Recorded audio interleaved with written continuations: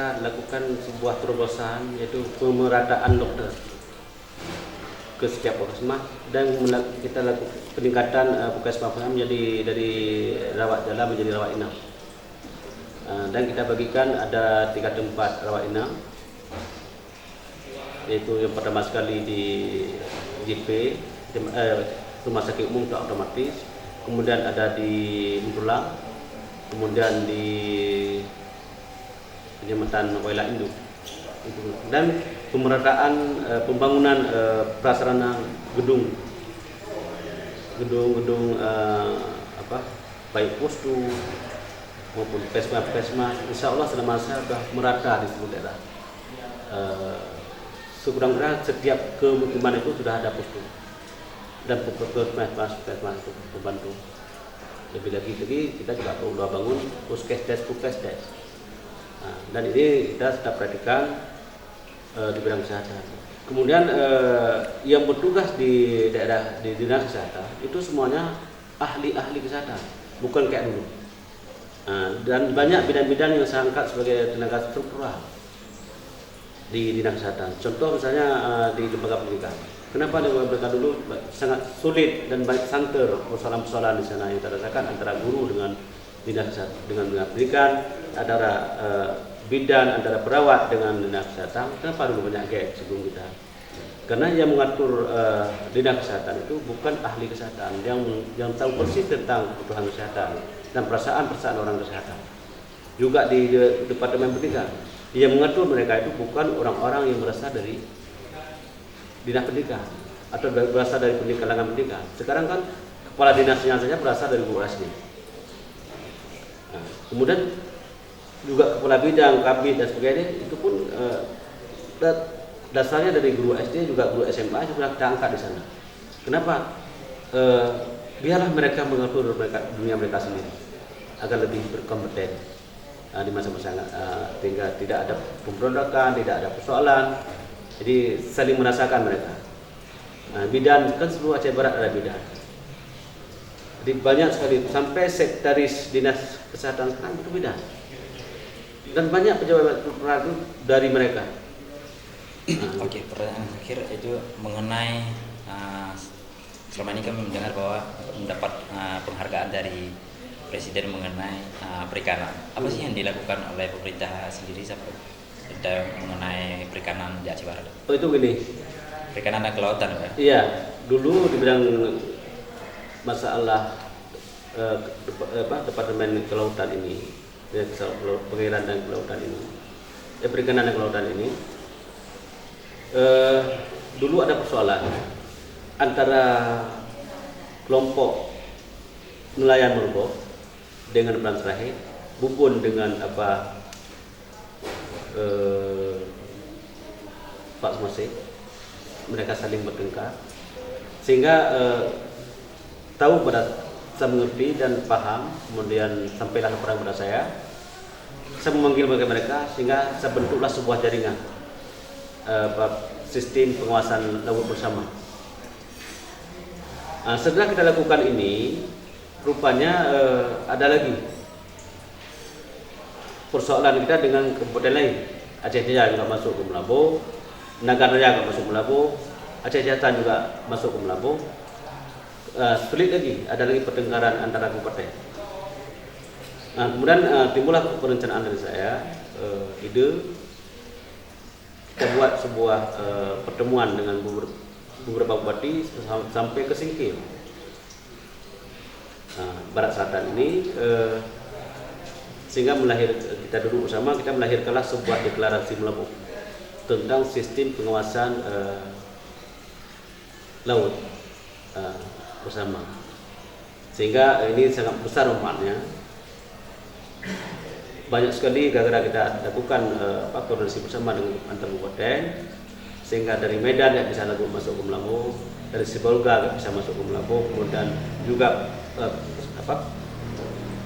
Taipei dari Filipina, dari mana saja pun sudah sulit untuk begitu mereka masuk langsung kita ada laporan, langsung kita tangkap.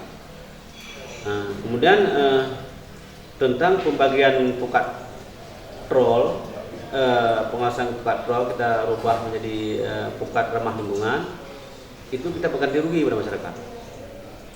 Tidak boleh asal main tangkap, tapi setelah kita ganti rugi, mereka dengan sadar membakar pukat pro mereka yang tidak ramah lingkungan, sehingga itulah sebuah sistem penguasaan laut bersama. Dan rupanya ide kita ini sudah mulai dipakai, tersium oleh Menteri Dalam Negeri. Juga dikembangkan di Riau dan di provinsi-provinsi lain. Jadi ide ini sudah bermanfaat untuk negara, sehingga mereka memberikan sebuah penghargaan kepada saya. Cukup banyak penilaian yang mereka lakukan sampai kepada korupsi kita. Mulai rekomendasi dari surat keterangan dari Kapolres, Kajari, kemudian Kehakiman, kemudian sampai ke Kajati, Kapolda, kemudian sampai ke Kapolri, sampai ke Jaksa Agung, juga sampai bin, kemudian sampai dari KPK. Jadi itu data-data diambil semuanya. Sehingga pemberian ini tidak monopoli, hanya untuk 4 orang sebelum bicara depan. Yang terbaik ya Pak. Nah, jadi ide ini bukan kita buat-buat, tapi itulah memang ide yang kita cetuskan ini bisa bermanfaat untuk negara, betul-betul akhir kena keputusan hati kita, dan berkat juga dikemas oleh kepala dinas misalnya, kan? Dengan akhirnya deklarasi melakukan. Mengenai wisata, Aceh Barat dulu dikenal sebagai kawasan wisata. Bagaimana kita melihat, kita kaitkan dengan dunia syariat Islam dengan wisata. Selama ini kan orang melihat identikally wisata, dunia wisata atau rekreasi itu lebih menjurus kepada pelanggaran syariat. Ya. Iya. Apa yang dilakukan oleh Aceh, oleh pemerintah sekarang dan ke depan nanti? Nah begini, masalah wisata orang mengkaitkan pelanggaran syariat. Sebenarnya wisata itu di Makkah itu banyak tempat wisata, tempat rekreasi. Contoh, memang Allah sudah membentukkan tempat rekreasi yang sangat luar biasa di Makkah. Contoh Buhairah, Mekah. Di samping rekreasi dan ibadah, ibadah dan rekreasi, seluruh dunia orang terpanggil datang ke sana. Itu gara-gara syariat Islam. Kenapa di sini masih ada pelanggaran dan sebagainya? Karena mungkin masih tahap per tahap. Nanti ke depan kalau Aceh Barat seluruh misalnya provinsi sudah berlaku syariat Islam secara kafah, ini siapapun yang masuk ke Aceh itu harus mentaati tata aturan Aceh. Contoh misalnya Bali kan non Muslim misalnya. Tapi siapapun yang masuk ke sana itu harus kita patuhi tata kerama mereka. Kalau tidak, apa masuk ke tempat mereka? Padahal Islam ini tidak kaku. Siapapun masuk ke daerah kita silakan saja sesuai dengan agamanya masuk mereka. Kita tidak bisa memaksakan tidak lakum dinukum melalui. Tapi bagi orang Islam sendiri itu ajaran Rasulullah. Nah, kalau kita sudah masuk ke daerah Islam, ya patuhlah kata aturan Islam. Contoh misalnya banyak orang yang mengatakan Islam itu syariat Islam melanggar hak asasi manusia. Ini kemarin saya ngomong-ngomong ya dengan duta konsulat Amerika. Mereka tanya sama saya bilang begini, pilahkan antara peraturan dengan pelanggaran. Pilahkan antara pelanggaran peraturan dengan hak asasi. Nah, contohnya saya bilang begini, Indonesia salah satu negara yang sangat menghargai hak asasi manusia. Contoh pasal 29 Undang-Undang Dasar 1945. Siapapun warga negara berhak masuk meluk agama Muslim sesuai keadaan. Contoh konkret lagi kita, umat Islam satu-satunya agama yang sangat menghormati hak asasi manusia. Itulah lakum dinukum waliyadin. Agamamu untukmu, agamaku untukku. Kemudian kencing pun dilarang oleh Rasulullah untuk kencing di atau buang air besar di tempat-tempat yang berlubang. Kenapa? Takut mati semut. Itu kan cukup santun Islam. Terus kemudian contoh konkret itu supaya mereka tahu, bahwa masyarakat tahu. Misalnya Bupati Aceh Barat melakukan 3 perlombaan permainan, bola kaki, bola voli, bola kasti. Kita lemparkan kepada rakyat. Memilih itu adalah hak asasi manusia. Tetapi ketika mereka memilih salah satu cabang olahraga bola kaki misalnya, waktu mereka main bola kaki itu wajib pakai sepatu. Kalau mereka tidak pakai sepatu, berarti pelanggaran permainan bola kaki, peraturan bola kaki, bukan melanggar hak asasi. Gitu. Ini yang harus dipahami oleh masyarakat. Kita sangat menghargai itu, dan siapapun silakan masuk. Kita kemarin berapa miliar itu kita anggarkan dana untuk undang gedung tentang pembenahan tempat rekreasi. Tapi siapapun yang datang ke sana, oh mereka orang Islam, sesuai dengan ketentuan Islam. Oh mereka orang Kristen, sesuai dengan ketentuan Kristen. Oh Buddha, silakan aja.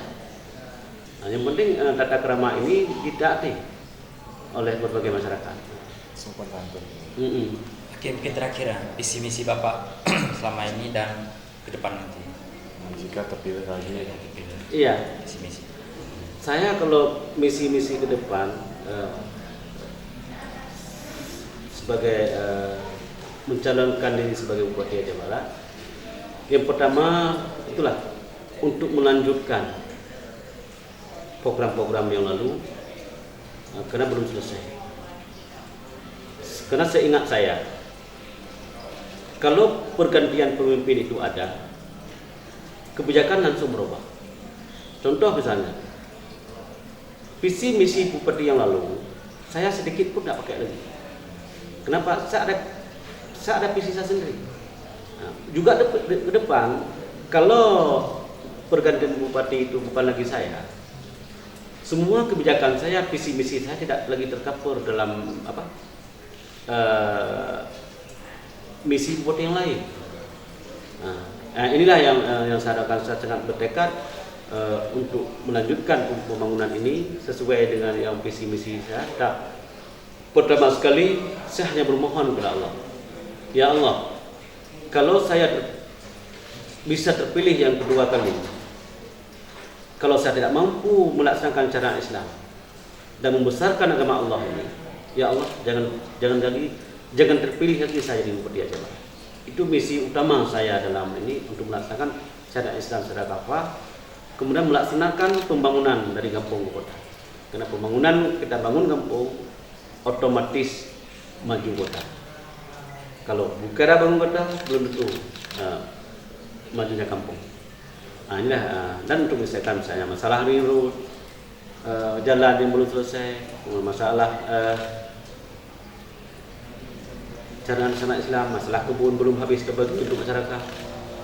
Inilah yang saya ingin sekali, bagaimana cara untuk meningkatkan ekonomi rakyat, memperkaya rakyat, agar mereka benar-benar ada dalam stamina yang kokoh demi tegaknya negara kesatuan Republik Indonesia ini.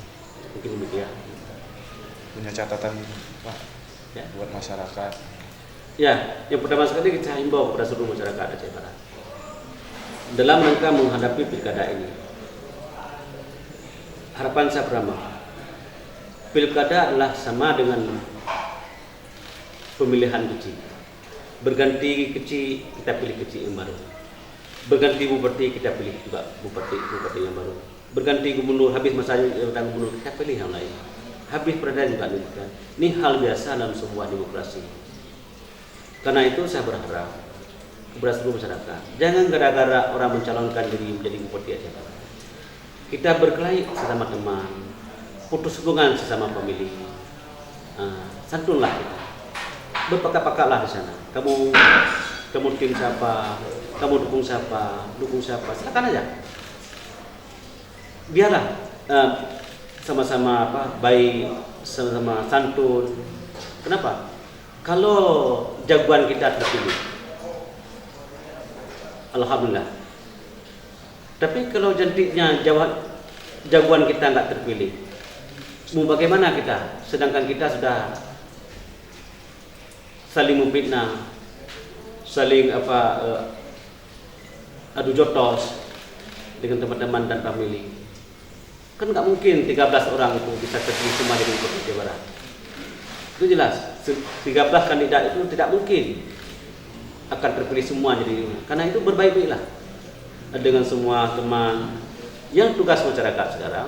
Yang pertama sekali, kita sebagai umat Muslim, orang Islam, umat Muslim ini, pada hari H nanti pemilihan, kita mintalah kepada Allah dengan cara sholat istikharah. Setelah sholat istikharah dan sholat ahjad, yang pertama sekali istighfar, kemudian berselawat kepada Rasulullah, kemudian berzikir. Sudah itu berdoa kepada Allah, ya Allah, berikanlah petunjuk yang benar darimu ya Allah, berikanlah cahayamu ke dalam pikiran-pikiranku, dalam pikiranku ya Allah, dan dalam hatiku untuk memilih pemimpin yang mana yang harus saya pilih besok. Jangan gara-gara saya pilih pemimpin saya bisa berusaha ya Allah. Berilah petunjuk yang mana yang harus saya pilih menjadi pemimpin ke depan yang baik, yang sesuai dengan petunjukmu ya Allah. Cuma itulah yang kita harapkan masyarakat. Jadi Pak, kalau jika tidak terpilih, pribadi Bapak gimana?